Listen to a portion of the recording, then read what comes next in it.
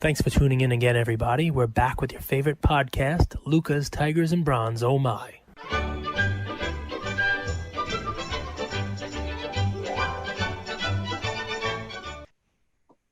So Luca Nation, we're making a big push for two things that we think you guys are going to really enjoy. One is Clubhouse. Clubhouse gives you access to people like Darren Rovell, Adam Lefkoe, Jeremy Padour, Buster, people that are influencing the market, whether it comes to NFTs, Pokemon, sports cards, and the education throughout that. I'd actually argue the biggest influencer is right here on video with me, Mr. Cage Lawyer, and you're going to get a chance to speak with him shortly or hear him shortly. The second is TopShot. TopShot is the talk of the town, and I don't know if you guys are on Twitter, but every day new NBA players are like, wow, that's an amazing moment. Terry Rozier just tweeted, hey, you guys need to get my game winner as a moment. So why we're doing so many, episodes on TopShot is just because it's so relevant. We've never had athletes so intertwined with culture. And I think today we're seeing that more than ever, specifically with NFTs and TopShot. And the episode that's going to follow is where Cage jumped in. He was in a Clubhouse room with Lefkoe, Rovell, and many others, and they were talking about TopShot and, if it's here to stay, what they're seeing, etc. So without further ado, Cage, I'll bring you in. This is going to be a quick little preview to the episode that you did on Saturday. Do you remember, some of the conversation? Was there anything that you wanted to elaborate on that you didn't get a chance to? Yeah, I mean, listen, it's funny because before TopShot was even in anyone's brain, we're now talking about it a lot. We had, remember Giannis posted pictures of his collection, and then the LeBron card, sold, and LeBron posted that he owned those cards himself. And that was huge news that, wow, these guys actually have their own cards. Well, over the last 48 hours, there has been nonstop action. Josh Hart opening up packs of TopShot, Terrence Ross opening up packs, asking for his moments, Terry Rozier saying that his game winner should be made into a TopShot moment, TopShot this, JJ Redick involved. Spencer Dinwiddie sent a tweet today saying that he wants his salary paid in Bitcoin, but his bonuses paid in TopShot, which is just, that kind of interaction with the actual players. These guys, first of all, they have the money that if they wanted to buy their own stuff, which a lot of them, it sounds like they do, they could really move the market. But more importantly, you didn't see this kind of engagement with the tangible physical cardboard that you're seeing with this TopShot. And I know the Players Association is involved with it, and there's probably, a fiscal component to it as well. But why we're bringing this episode the way we are today is because the Clubhouse, which we're on Thursday, 8 o'clock Eastern time, come join us, that we just were on. We just jumped into a Clubhouse also, who was players in the market talking about whether or not this is something that would catch, whether or not it was something that had staying power, and why it might and why it won't. You talk about Darren Rovell, you talk about Adam Lefkoe, you're talking about, the team behind Dapper, and who came up with, TopShot. And it was definitely a good, fun conversation. So, in it, what's funny about it is I don't know whether or not the people who are taking the anti position would be as strong, because this is only a couple days old, and everybody who was involved in TopShot when this was going on, their portfolios have doubled or tripled since in value. So the naysayers are probably looking back at this conversation and saying, wow, I probably should have jumped in, when I could have. But before we jump over to it now, as far as plays go, it's really funny. A smart guy who calls himself Andrew Goldberg, a couple weeks ago told me that he compares Series 2 to Prism, and he compares the Series 1 stuff to Exquisite. And it's funny because there are cycles to everything. And right now, TopShot, I believe, is going through that Prism base silver cycle. And the newest stuff is the Series 2 stuff, and it is flying. It's flying at all levels of cards, all levels of moments, from the lowest to the highest, because it's the easiest to attain. It's the price point that's most attainable. And while there's been some growth in the Series 1 stuff, it has not been as much of a multiple. And I think what's going to wind up happening is you're going to see people start to move from those Series 2 prisms and silver prisms into that quality stuff that we like to call that flight to quality into the Series 1. It's already started, but Series 1, they haven't gone 10x over the last 3 days like the Series 2 have. But I think that's probably where you can potentially look. And I hope the guys who are listening to this, I hope there's a few of you out there who bought those Kobe Whites for $3.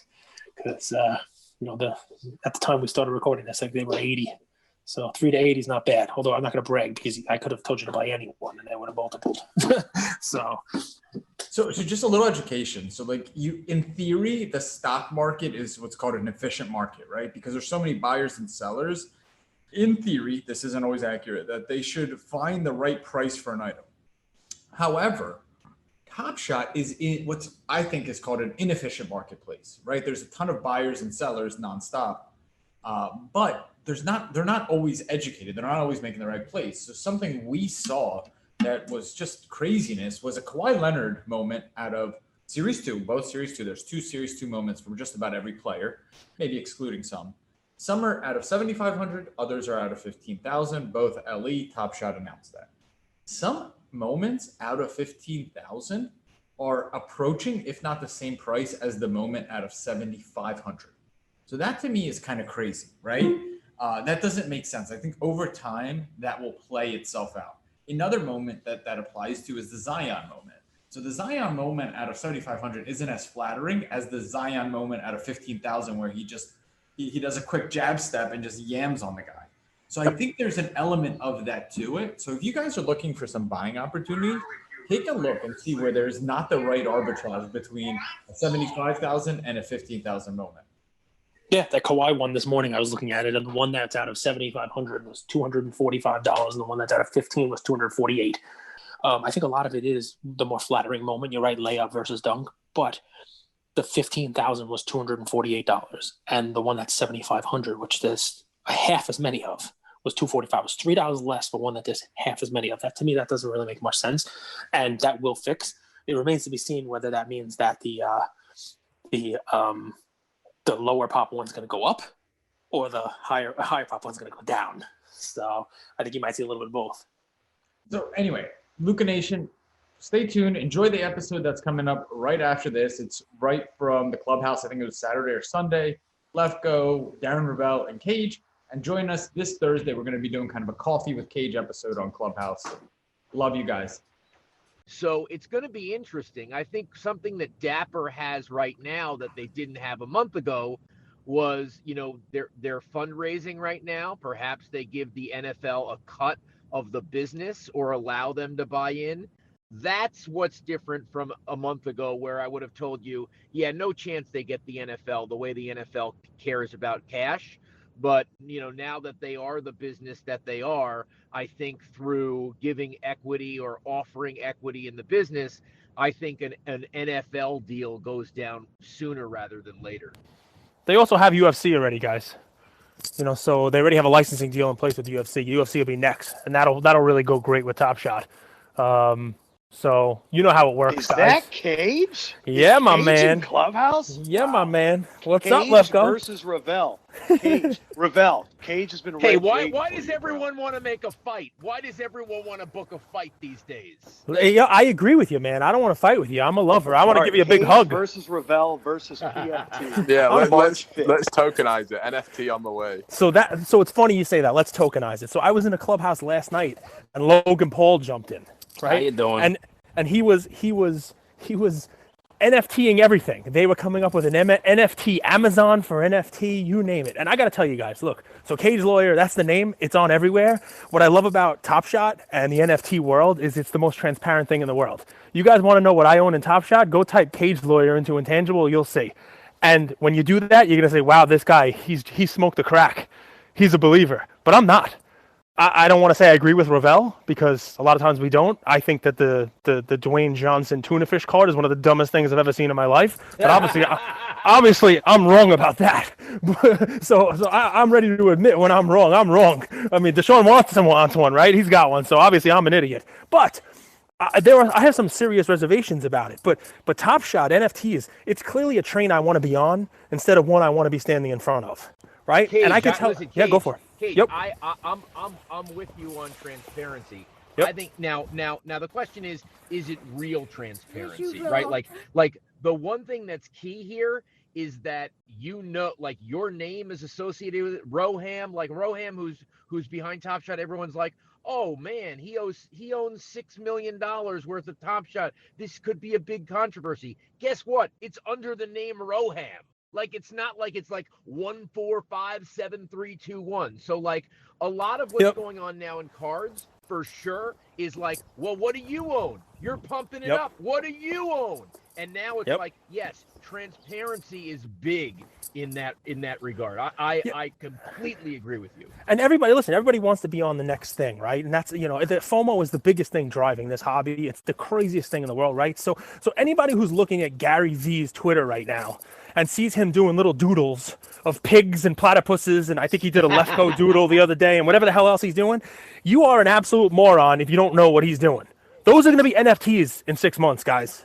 That's what he's doing, right? So he'll be on it. Logan Paul's doing NFTs with his next Pokemon break. I mean, every artist is doing this. You got Sotheby's selling NFT art. The Golden Auction has a Giannis TopShot. Now, I don't know if it's going to be TopShot. I have some inside info that Panini is very scared about what TopShot's doing. They've reached out to some high-end collectors and money men in the hobby to revamp their blockchain. The way Panini did their blockchain stuff is stupid. They want to do a TopShot competitor. Wow. I wish you were on like 10 minutes ago when I was literally just talking about that. That's funny. Oh, see, I'm sorry, man. So I can hang up. I can get off because if Lefkoe has already said everything that I'm going to say, no, I don't want to bore the room. Cage, I hate that us three are talking a lot, but Cage, what I was just saying was that the big thing that no one's talking about is how Panini's had blockchain all this time and did it incorrectly. Oh, it was horrible. What I was saying is there is not an experience factor with blockchain. When you get a blockchain card in a pack break, it's one of the most disappointing moments. Oh, yeah. Whereas with TopShot, it's truly a thrill to open. And I think that I think that's the main thing that I think all of these blockchains need to figure out is, yes, your assets are digital, but your emotion and the reactions are in the physical world. And so how do you create that? You are 100% right. And even TopShot has lost that, guys. So if the folks who are in this room, if you've gotten into TopShot in the last couple of weeks, you actually missed out on exactly what Adam's talking about. All right, what he's talking about is that rush of opening a pack and pulling something that's good, something that's a low-numbered card, the one that you wanted, right? And TopShot has packs now, but now the rush is, am I going to get a pack? Am I going to be first in line to get a pack? Am I going to be in the queue at the right time? That's crap, right? I got to tell you. Cade, yeah. Go ahead. I'll jump in here while we're waiting for Darren. I think there's not enough credit given to TopShot that they're a Silicon Valley company. And anyone you ask to a T, the design, the usability of the website when it's working is through the roof. And that's important to remember. Panini isn't a Silicon Valley company. Silicon Valley companies that focus on UI, UX, they do things different. It's not a secret why Facebook, Coinbase, all these companies came out of Silicon Valley, because as much as they're tech guys, they also focus on the UI UX. And that's what I personally love about TopShot. Ooh, let me add one more thing that I just realized. And I see Yash, and I don't want to take over. I know I made a moderator, which is absurd. And I appreciate you guys, Bobby, Tom, John, McConney, everybody that's letting us talk this much. I would say that one of the things I heard a lot when I got into the hobby was people saying, uh-oh, here comes the sneakerheads. Here comes the sneakerhead culture, and they're going to take over and make it a reseller thing. And what I'm hearing Cage say, and I agree, because I heard, I think it was Tom talking about how he was just hoping to get in the queue. That's sneaker culture. Sneaker culture right now is yelling at your sneakers app because there are kids out there with thousands of bots that are getting the sneakers before you can. Sneaker culture is having hundreds of the newest Jordan before anybody else does because you have bots. And that's my fear for TopShot, where, look, do I want to see video of adults knocking over old ladies at Target for a box of cards? Yeah, you do. Yeah, you do. Yeah, you do. Deep down, you do. You do deep down. Be honest. But that's my fear for TopShot is when things are 100% digital, there can be digital ways of accumulating all of them and keeping them away and making the secondary market almost the first market, and that undoubtedly scares me. You're right. Adam, let me get back because my wife called and it got all confusing. But okay, that is exactly what I'm talking about. The rush that I get collecting memorabilia and cards comes from me kind of doing work and saying, oh my God, this is a new card. I love it. This is a piece of memorabilia. This is at an auction house that they don't realize what they have, and I'm going to steal it. That's my rush. It's not, I mean, getting the piece is nice and now I have it, but the rush is doing all the research and doing everything. Now, I love you guys. They had them both. They had it both, Darren. They had that. So I don't know if you were in TopShot a month or two ago, and Adam too. So you have it both. So let me tell you, I have a video somewhere of it. I bought two, release one came out, right? When I started, you could actually get the packs. And that's a huge difference from right now. So, Lefkoe, what you're talking about with the queue, the whole deal, they have to figure that out. They have to make it so that you can go on and buy a pack. Now, the circulating counts of these things are going to be huge. Then there's going to be hundreds of thousands of these for people to actually be able to get on and ruin it and not have bots and the whole deal. And that's going to change the experience. But there was a point in time where you could go on there, you opened up a pack, and you're like, oh, I got the LaMelo. And look, it's a low number LaMelo. Or, oh, look, I got the LeBron, and it is a jersey number of LeBron. Like, there was that excitement. That's for your point. They have to figure out a way to do that again so that packs are readily available, and it's not just this marketplace with bots and the whole deal. Rovell, your point is even better, right? Because it's the hunt of the marketplace is the key, right? You want to do your research and you want to find that Dwayne Johnson tuna fish card. You don't like that I have a Pele card that looks like a postage stamp. You know, you want to crap on me on Twitter, which is fine. I love you for it. We all have our own little ways of finding what we think is that diamond in the rough. You can do that on TopShot too, right? Last week, I was buying all the Luka Doncic cards. Why? Because it was sneakerheads on there and all they knew was LeBron. And I actually do cards. And I knew that Luka was cheap comparatively. And Luka's gone 3x. So there's still that. There's still that way of looking for the bargains and you know, being able to capitalize within the marketplace as well. So I know I sound like I'm for me though, it's that how can I be great at NFT right? I can be great by setting up a database or setting up bots, and I could be great by getting into the initial primary market. That's the way I can win. It became that. You're right. It became that. And that's why when I'm looking at it now, I'm saying it takes away something that I used to like that. I like the chase. And now all of a sudden it's like I can't get in on the ground level. And if I do, it's because I figured out something. Yeah, the I got analog you. The analog is proprietary trading, right? It's the same thing, right? The cook groups are already there. That's why everyone's hammering those buttons. Those guys are microsecond transactions. Like, you can't beat a proprietary trading bot. You just can't do it, and they're already there. So I totally agree. It's like it abstracts the fun of like the deal making fun is no longer there if you're in digital only products. Hey guys, this is Jake. But I think what we're talking about here is the same thing in cards. We're seeing the same thing where people are winning being the first to get wax. But a lot of people are still having a lot of fun trying to find those deals in the marketplace. I mean, I know I'm changing my strategies from when I was collecting in the 90s. It sounds to me, and I'm not in TopShot at all, so I'm learning a lot listening to you guys, but it sounds like the dynamics are very similar as far as what people are looking for and where people are winning. It's a great point, man. It's a great point. I mean, a year and a half ago, I could go to Target and open up Prism blaster boxes at $20 each and get the Zion out of them, and I can't do that now because somebody beat me to it. Somebody's paying the guy out the back door. Somebody's paying the vendor. Somebody's paying the regional manager under the table. There's a bot. There's something. So you're 100% right. It's actually a very good comparison. Dude, by the way, did Buster just join? Buster, you follow me from Instagram, man? What are you doing? I'm here. What's going on? What's up? I saw Darren and Adam and everybody else in here. So what's up? What's going on? All right, I want to give a shout out to Buster, but also Jake 90s B-ball cards. We got a lot of goats in here. But can I ask Tom and Jonas and Bobby, who kind of started this room, now that you just heard verbal diarrhea for the last 12 minutes, I'm curious, not about your take on our takes, but like, I'm curious about just this experience as a Clubhouse talking about cards, because you guys were in here.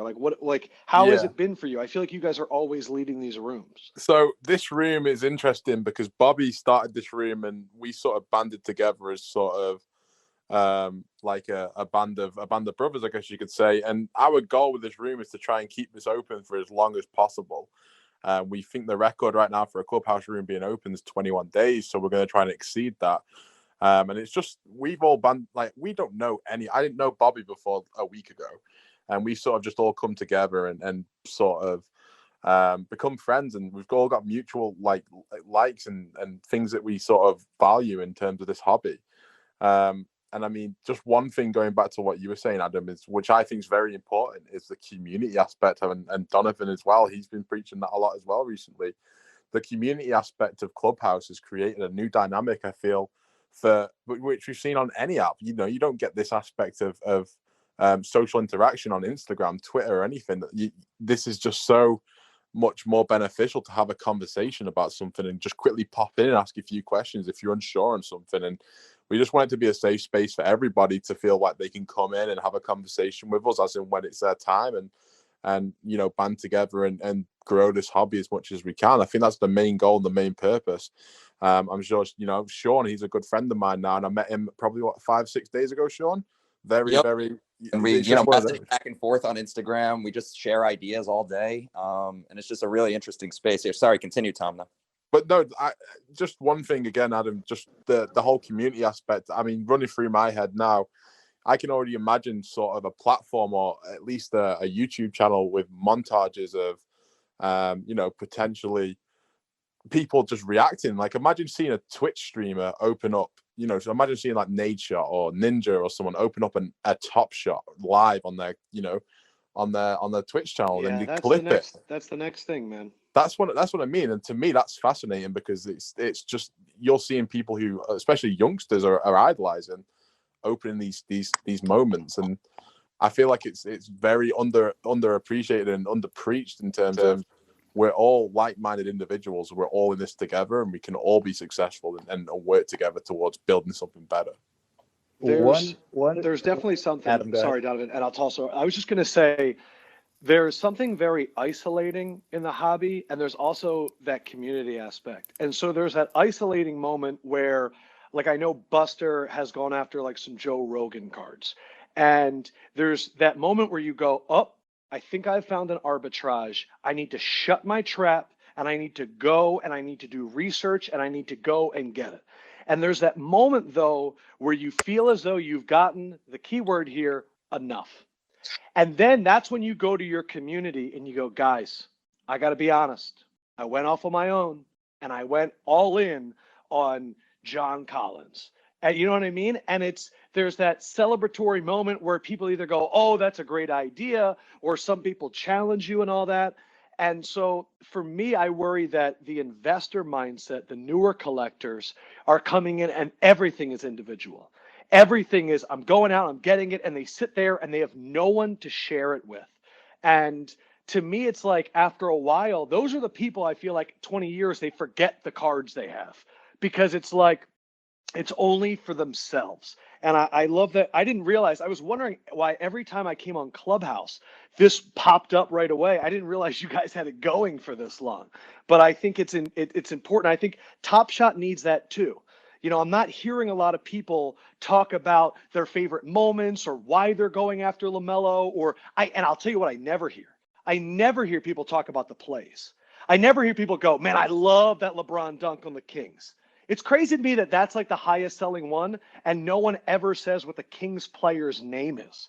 And so I'm waiting for the community to be built with TopShot, which is the number one reason that I'm reticent about really attacking it, is because the only thing I ever hear is, one, man, there's some smart people in it.